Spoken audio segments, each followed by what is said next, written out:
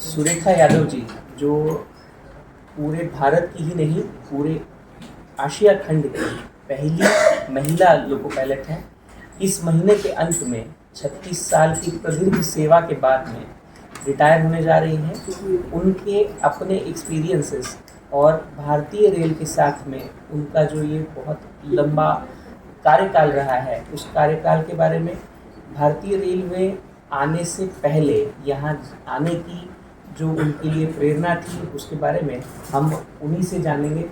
और सुरेखा जी, मैं आप अपने प्रेरणा इस भारतीय रेलवे में आने की और साथ ही साथ में आने के बाद के जो आपके अनुभव हैं वो कृपया सभी मीडिया कर्मियों के साथ में साझा करें।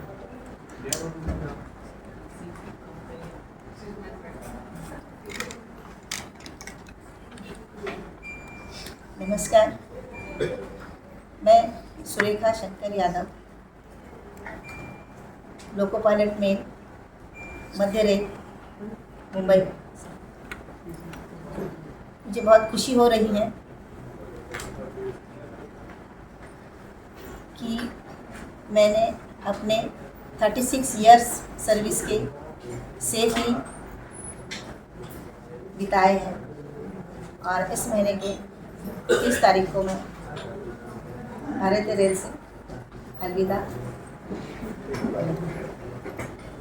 वैसे देखा जाए तो भारतीय रेल में गाड़ी चलाने का कार्य जो मैंने किया है तो मुझसे पहले किसी लड़की ने नहीं किया था। तो मेरा अपॉइंटमेंट 1989 फरवरी 1989 में हुआ था। तब जब मैं ट्रेनिंग स्कूल में गई थी तो पता चला कोई लड़की ये नहीं किया।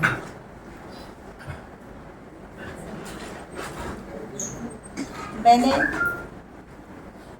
1986 में diploma in electrical engineering complete किया था सतारा से। मेरे पिताजी फार्मर थे, 2 भाई 2 बहनें, हमारा ऐसा परिवार था। मेरे पिताजी ने मुझे बहुत अच्छे स्कूल में दाखिला करा के पढ़ाया लिखाया था। तब जो उन्होंने किया मेरे लिए, ये उसी का फल है। मेरे पिताजी किसान होने के नाते घर में वातावरण भी वैसा ही था। हार्ड वर्क तो करना ही पड़ता है सबको। पहले ऐसा कोई घर में सबको काम करना पड़ता था, तो हार्ड वर्क रहता था, लेकिन स्टडीज़ में भी उतना ही ध्यान देते थे। उन्होंने बहुत अच्छे से पढ़ाया लिखाया का मतलब ये है कि बहुत अच्छे से पढ़ाया कि तुम किसी भी तरीके से किसी भी चीज़ का सामना करना है तो कैसे कर सकते हो। वो अच्छे से पढ़ाया था। उन्हें हमेशा लगता था ये मेरा बेटा होता तो कितना अच्छा होता, बेटा होता तो कितना अच्छा होता, ये हमेशा कहते थे। तो ये जो उनको कहते कहते ये सही में उतर गया मेरे अंदर कि मैं बेटे जैसे बन गई। और जब मेरी नियुक्ति हुई सहायक चालक के लिए, तो जब मैंने बताया कि ऐसा भारत में किसी लड़की ने नहीं किया है, तो ये दुआ है सबकी, आपकी, जो मेरे लिए जितना भी आपने किया है ये उसका फल है कि ये मेरे नसीब में आया है। तो आप किस्मत वाले हो, आपने इतना अच्छा पढ़ाया लिखाया कि उसका फल ये हुआ कि आपकी बेटी को भारत की पहली महिला रेल चालक बनने का मौका मिला है। अब क्या करें। तो हमने बताया कि प्रॉब्लम यही है कि दिन रात काम करना है, यही एक। बाकी सब तो हार्ड वर्क तो कर ही लेंगे, उनको भी पता था, हमें भी पता था, क्योंकि स्कूल में हम स्पोर्ट्स में भाग लेते थे अच्छे से।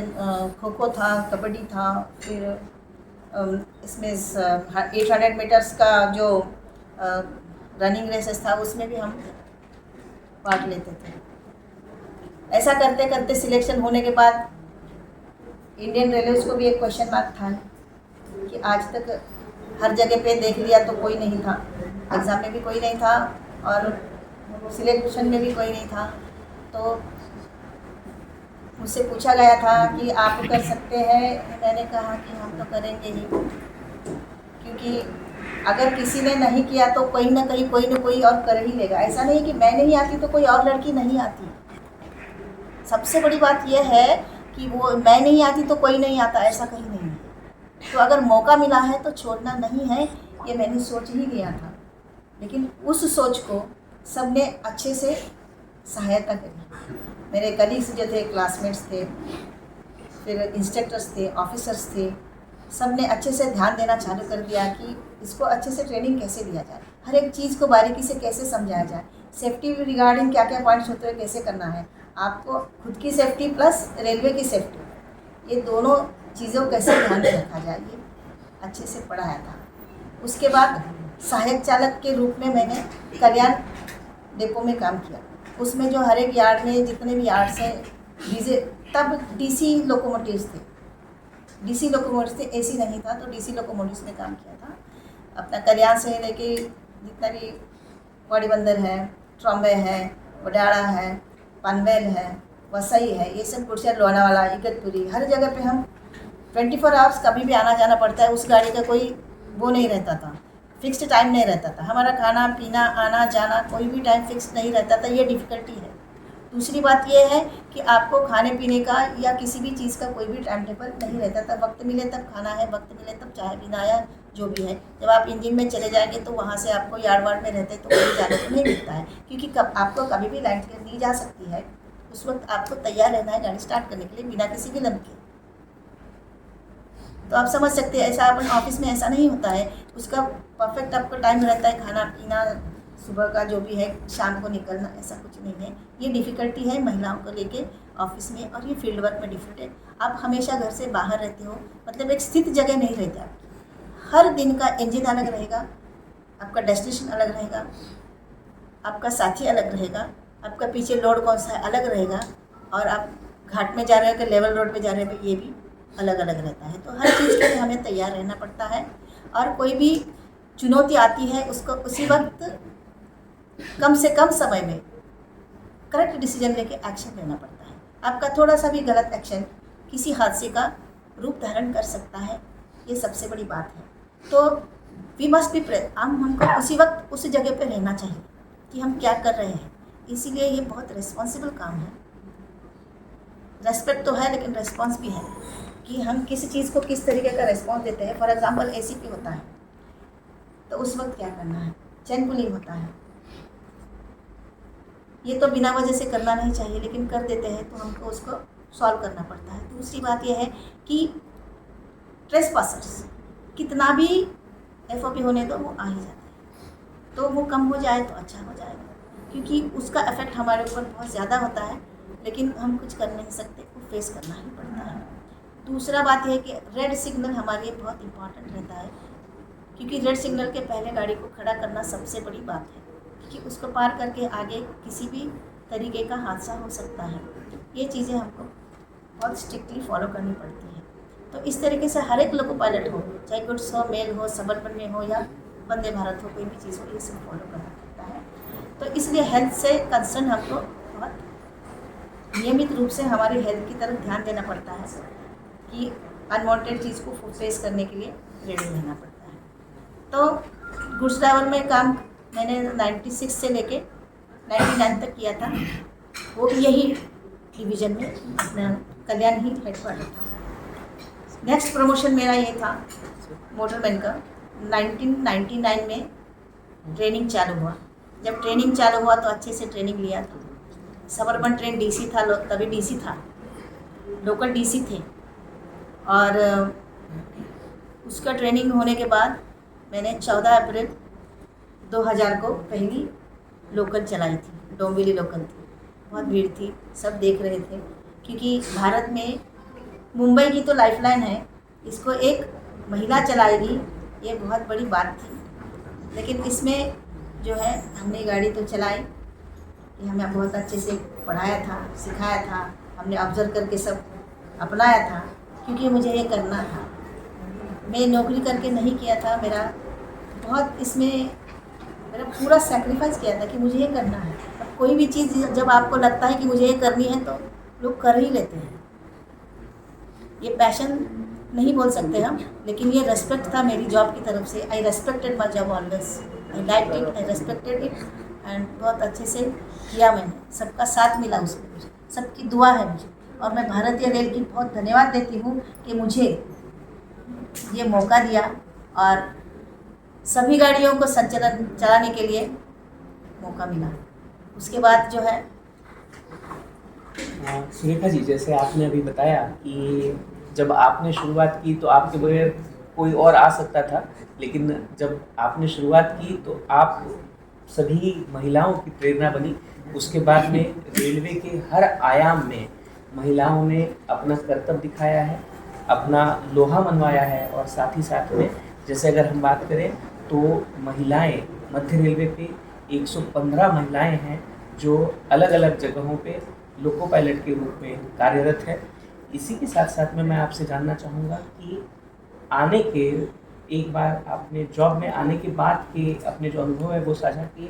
कृपया जॉब में आने से पहले जिस तरह से आपकी परवरिश हुई, जिस तरह से आपके पिताजी ने, आपके परिवार ने आपको इस काम को ढंग से करने के लिए एक तरह से तैयार किया था, उसके बारे में आप कुछ और उसके ऊपर प्रकाश डालें, उसके बारे में कुछ और आप बताएं।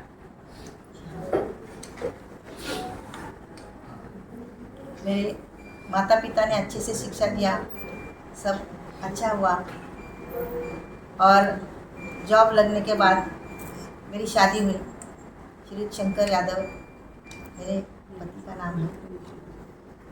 तो उनका सहकार्य साथ जो है ना बहुत ज़रूरी था, क्योंकि अपनी बीवी जो है किसी भी वक्त आना जाना, क्योंकि हमारे नौकरी ऐसी है, तो उस वक्त उन्होंने जो साथ दिया वो बहुत बहुत महत्वपूर्ण था।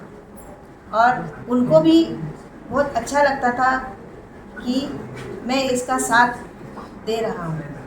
2 बच्चे हैं मेरे, 2 बच्चों ने भी मुझे उतना ही साथ दिया, क्योंकि साथ दिया मतलब माँ घर में नहीं होती है तो बच्चों को खुद का ख्याल रखना पड़ता है। वो उन्होंने अपना ख्याल रख के बड़े अच्छे से अपने आप को रखा था। दूसरी बात यह है कि अच्छी सी पढ़ाई की उन्होंने, दोनों इंजीनियर बन गए, शादियाँ भी हो गई है। साथ जब वक्त आता है कि मैं अभी जा रही हूँ, सुबह के 5 बजे मैं जा रही हूँ, तो जो भी पीछे है वो आप कर लेना है। कभी रात में आती हूँ तो तब तक सब करना है, क्योंकि चालक का काम है 24 आवर्स का है। तो 24 आवर्स में जब हम घर आते तभी घर के रहेंगे, जब टाइम निकलता है हमको निकलना पड़ता है। और ये जो मुझे साथ मिला है उनका, जितना कहे उतना बहुत ज़्यादा है। जैसा कि आपने बताया कि आपको परिवार के साथ के बगैर ये संभव नहीं था, और साथ ही साथ में भारतीय रेलवे ने और भारतीय रेलवे के जितने भी आपके सहकर्मचारी हैं या आपके जितने अधिकारी हैं, उन्होंने भी आपको इसमें पूरा साथ दिया है, जिसके चलते इस समय तक आप पहुँचे। आप एक डीसी ट्रैक्शन लोकोमोटिव से लेके आज जब वंदे भारत चलाती हैं, जो स्वदेशी ट्रेन है, जिसे ट्रेन 18 सेट को पूरी तरह से भारतीय बनावट की ऐसी ट्रेन है, वो चलाते समय आपको किस तरह के अनुभव आते हैं, और भारतीय रेलवे की जो प्रगति रही है 1990 से लेके आज 2025 तक, उसके बारे में आपको एक भारतीय होने के नाते और साथ ही साथ में एक चालक होने के नाते किस तरह का अनुभव आता है, कृपया वो भी साझा करें। तो शुरू में जब हमने काम करना शुरू किया था तभी वैक्यूम लोड थे और डीसी इंजन थे। अभी स्टॉक जो है एयर ब्रेक का है और एसी लोको है, बाद में एसी डीसी लोको थे, अभी एसी लोको है। तो एसी लोकोमोटिव्स बहुत अच्छे हैं और काम करने के लिए भी, और एयर ब्रेक सिस्टम जो है उसमें जो है ब्रेकिंग सिस्टम इफ़ेक्टिव है, और लेंथ ऑफ द लोड और टनेज भी बढ़ गया है। साथ साथ सबर्बन में भी डीसी चेंज होके एसी लोकल आया था, वो भी अच्छे हैं काम करने के लिए, मतलब लोको पायलट्स के लिए बहुत अच्छा है। बाद में जो है वंदे भारत ट्रेन जो है, ट्रेन 18, वंदे भारत ट्रेन 18, ये भारत में बनी हुई है ये बहुत बड़ी बात है हमारे देश के लिए। ये जो है इसको फ़ायदा ये है कि इसको प्लेटफॉर्म पे सबअर्बन ट्रेन के जैसा इमीडिएट आप स्टार्ट कर सकते हो, या इसमें इंजन लगाने की ज़रूरत नहीं पड़ती है। आप अलग से इंजन कपल करो, फिर रेडी करो, या आने के बाद इंजन काटो फिर लेकर, ये बात है। और स्पीड के लिए हाई स्पीड है, और प्रवासियों के लिए भी बहुत अच्छी बात है ये भारत में बनाई है। और मैं भारतीय होने के नाते पहली महिला जो है भारतीय है जो भारत में बनाई हुई गाड़ी को चलाए। और दूसरी बात यह है कि ये गाड़ी सोलापुर से लेके मुंबई तक जब मैंने चलाई, और मुंबई से सोलापुर तक भी चलाई, लेकिन पहली गाड़ी जब मैं लेके आई तब मुझे बहुत अच्छा लगा कि मेरा जो इतने सालों का जो एफर्ट्स रहा, या जितना भी मैंने किया था उसका ये फल समझो कि मेरा कॉन्फिडेंस बराबर से बढ़ता रहा और अच्छे से मेंटेन रहा। और उसके साथ ही मैंने यहाँ तक काम किया। भारतीय रेल ने बहुत से बड़े बड़े काम किए हैं, लेकिन लोको पायलट के हिसाब से देखा जाए तो डीसी से एसी लोकोमोटिव्स आए, डीजल थे, डीजल भी कम हो गए, अभी इलेक्ट्रिक लोकोमोटिव में बहुत अच्छा रहता है। और ऑयल फ्री है, मतलब इंजन में ऑयल कहीं भी नहीं मिलता है। ये एक हाई स्पीड होने के बाद अपना टाइम जो है बच जाता है। और एक बार मैं सभी को, जो भारतीय रेल हो, मेरे सहकारी हो, अधिकारी हो, घर के लोग हो और समाज भी हो, सबको मैं धन्यवाद देना चाहती हूँ कि उन्होंने मुझे बहुत सराहा है, बहुत अप्रिशिएट भी किया है, और सबकी दुआ से मैं यहाँ तक आई हूँ। सबका साथ है मुझे।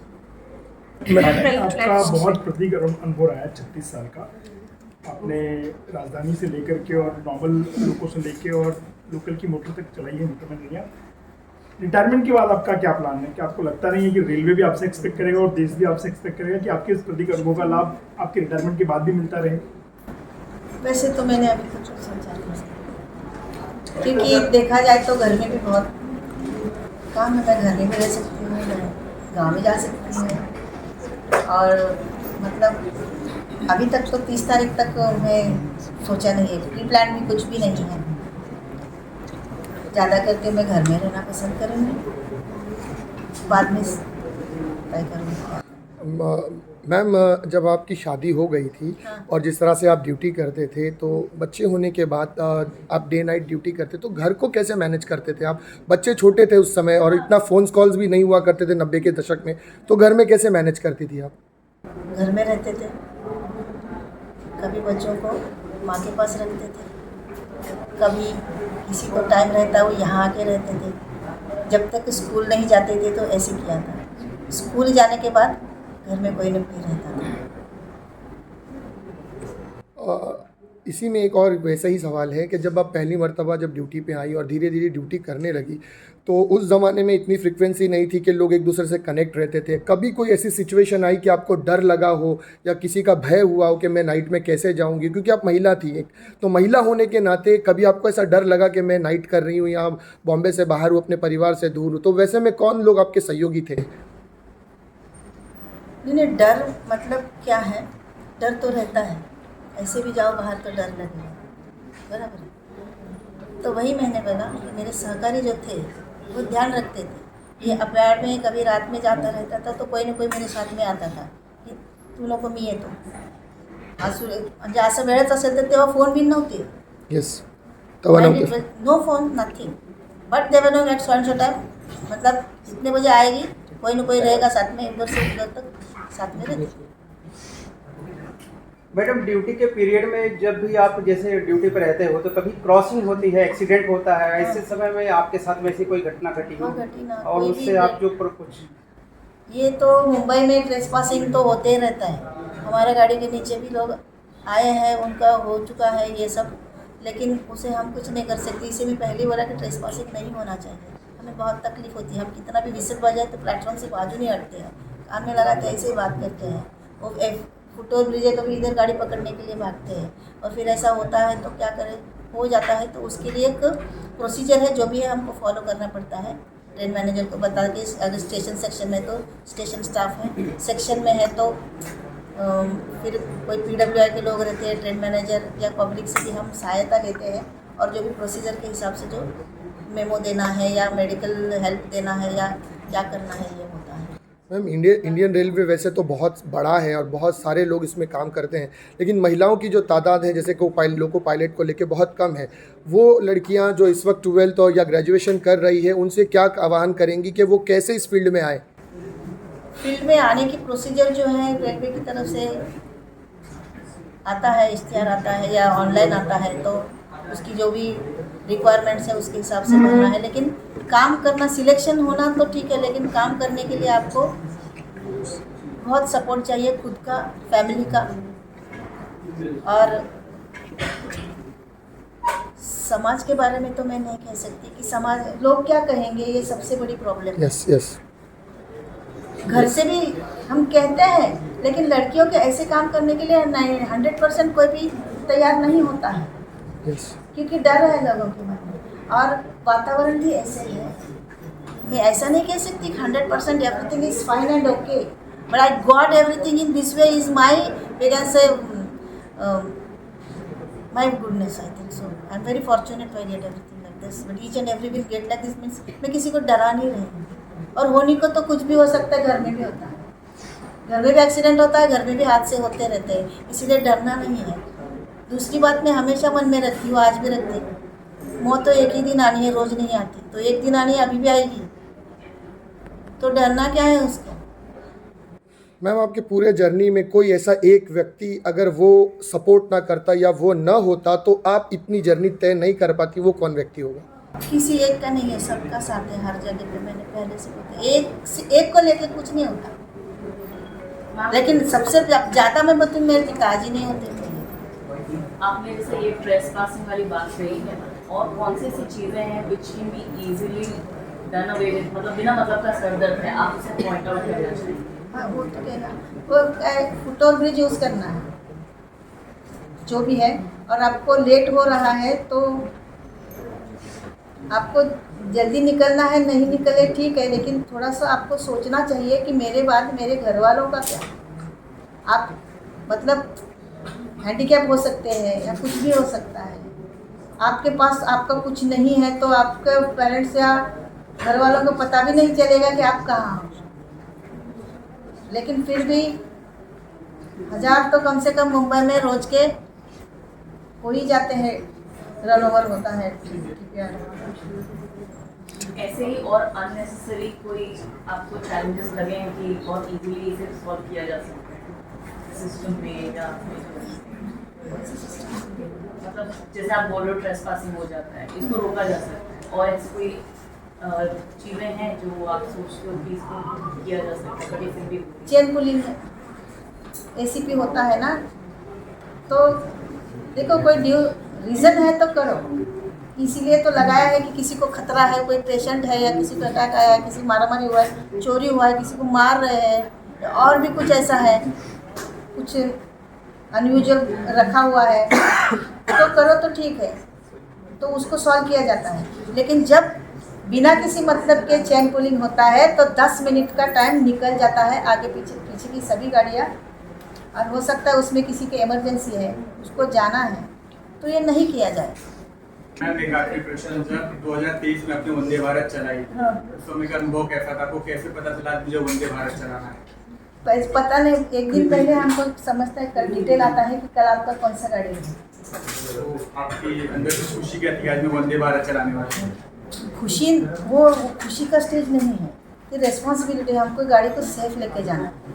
कोई रेस्पॉन्सिबल काम करना रहता है ना, तो उसमें जो खुशी तो रहती है, लेकिन रेस्पॉन्सिबिलिटी से जो रहता है ना, वो ज़्यादा इम्पोर्टेंट रहता है कि ये गाड़ी को कैसे लेके जाना है। तो हमको रोज़ का प्रैक्टिस है उससे, लेकिन चेंज ये था कि वंदे भारत है, बहुत लोग भी लाइक करते हैं और सब लाइक करते हैं, और इम्पोर्टेंट भी ट्रेन था, लेकिन प्रैक्टिस किया था।